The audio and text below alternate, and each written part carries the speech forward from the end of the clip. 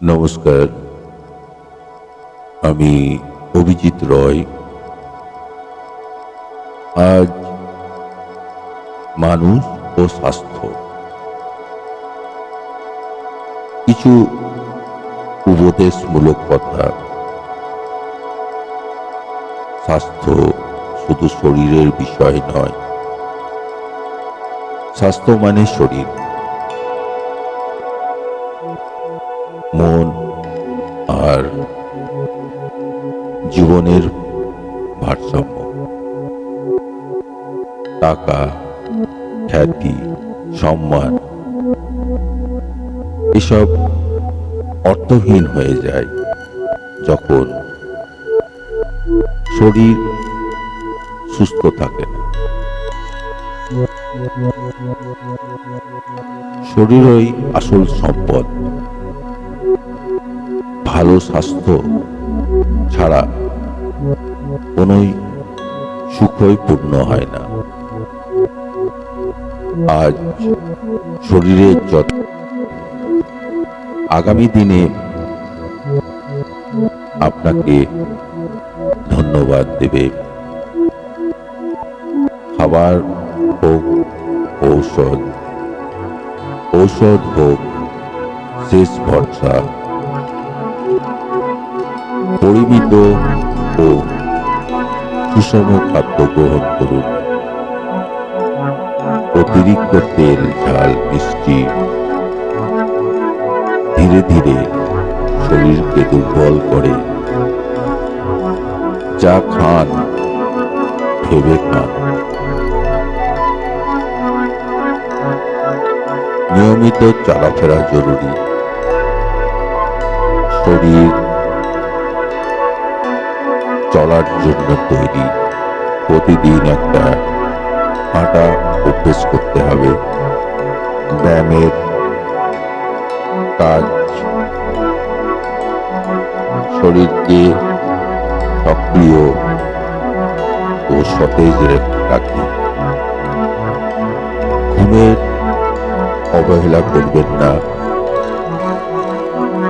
ঘুম শরীরের প্রাকৃতিক চিকিৎসা।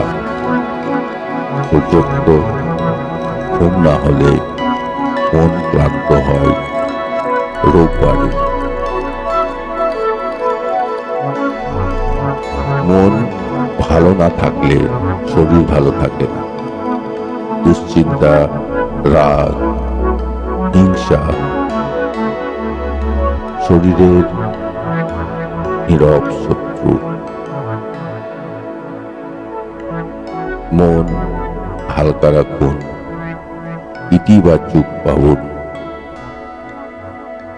নেশা নয়, সচেতনতা বেছে নিন। ধূমপান, মদ, অন্যান্য নেশা স্বাস্থ্যের শত্রু। আজকের আনন্দ আগামীর যন্ত্রণা ডেকে আনে। আরেকটা কথা,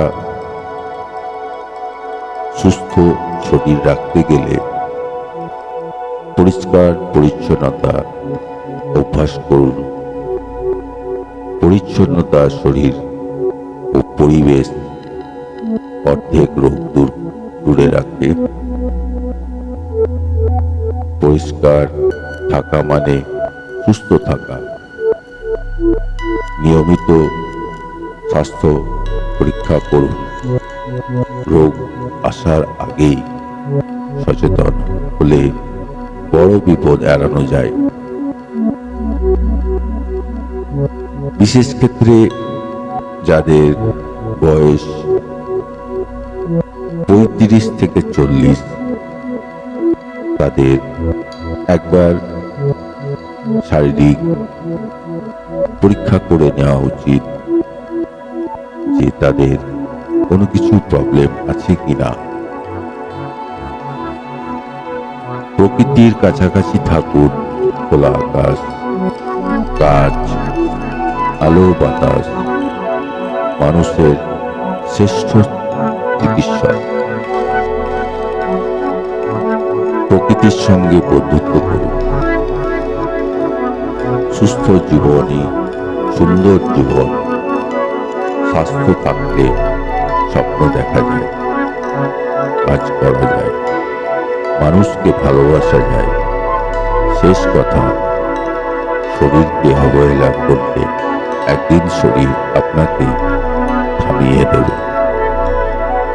তাই সময় থাকতে নিজের যত্ন নিন। সুস্থ মানুষ সুন্দর সমাজ গড়ে। এই কথাগুলো বললাম, নিজেকে সুস্থ রাখতে গেলে কিছু কিছু জিনিস আছে যেগুলো আমরা মানি না। একটু সচেতন হন, কারণ আমাদের শরীরই হচ্ছে মূল সম্পদ।